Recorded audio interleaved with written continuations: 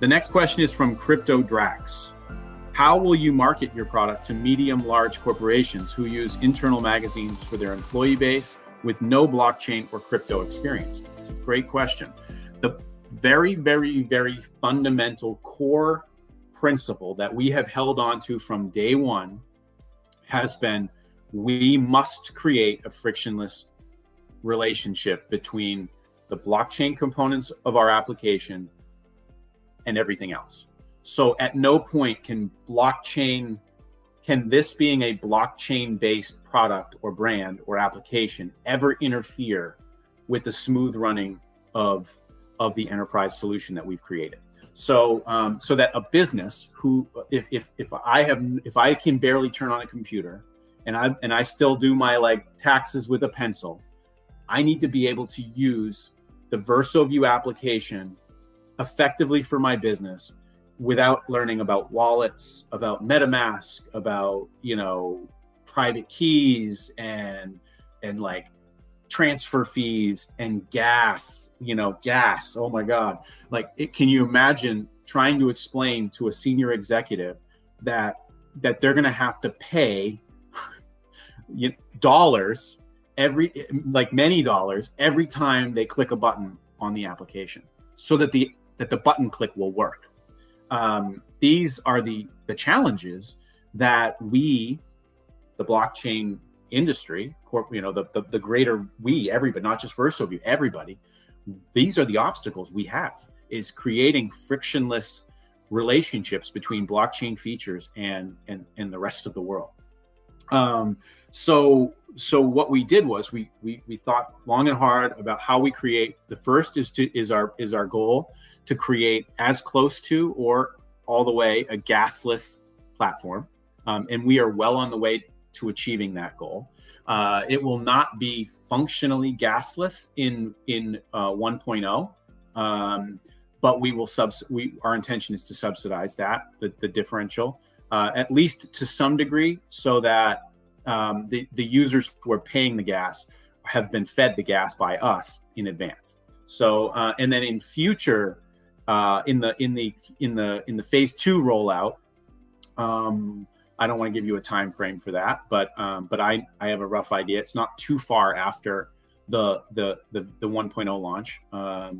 Then it will be truly gasless. So at that point, users will not understand or necessarily need to understand that gas is being transacted behind the scenes for the things that they're doing. So when they're clicking and commenting and earning on the platform, or they're paying for they're paying $1.99 for a subscription, or they're paying 3 VVT to unlock a story on the New York Times, whatever these microtransactions that are happening, they won't see necessarily the gas transactions happening. And obviously that's a tip, that this is because we intend to go gasless or as close to gasless as possible.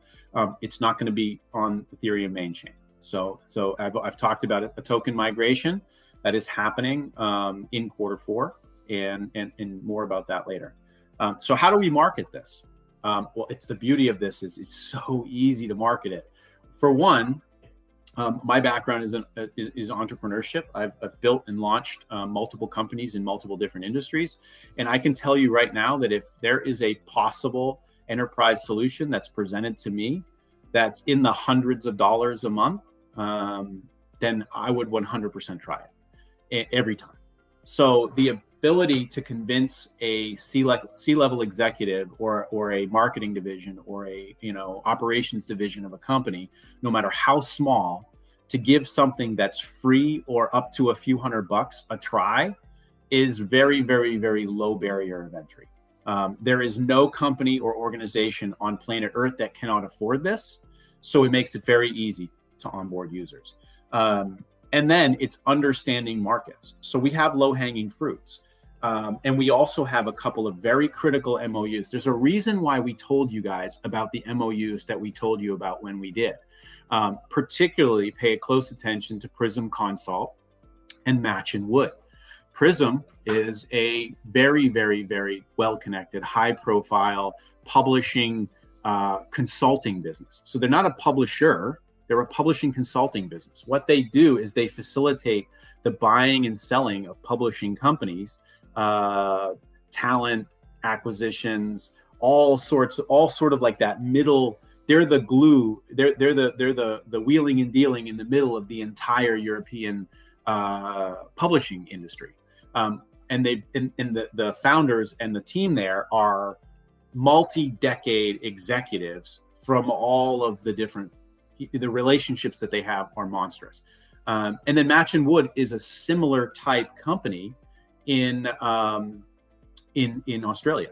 So we have these natural relationships through our founder, Steve and Julian's previous company, existing company, Agency Fish, who have been industry leaders in corporate publishing for multiple decades.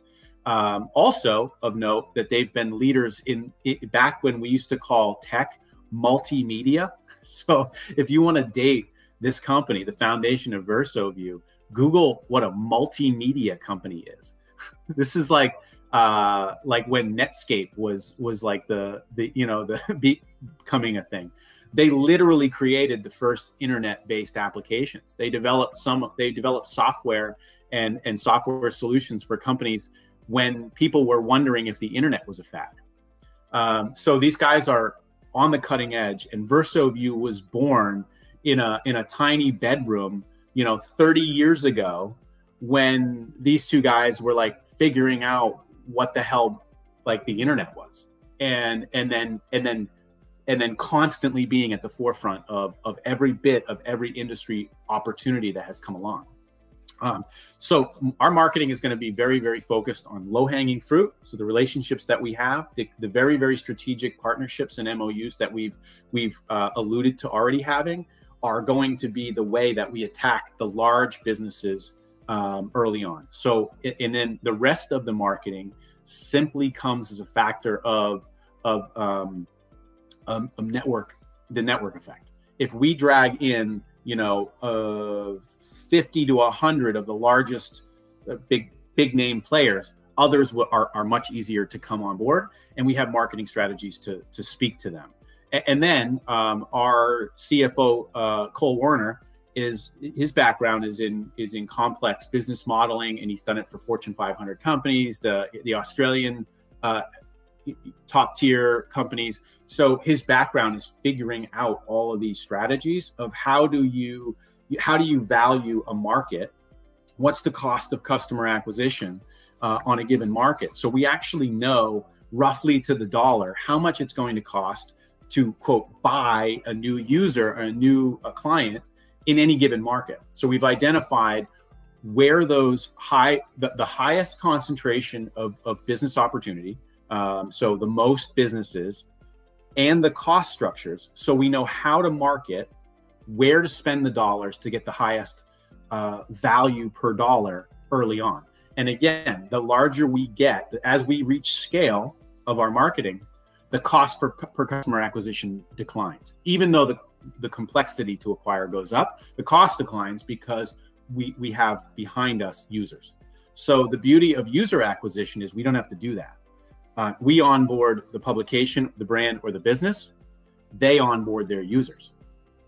So it's kind of a synergy there where we're focused on acquiring enterprise clients and corporations, and then all of the smaller market cap, smaller companies, all the way down to the zero revenue companies like organizations or events or whatever, community groups, and then they are onboarding the users.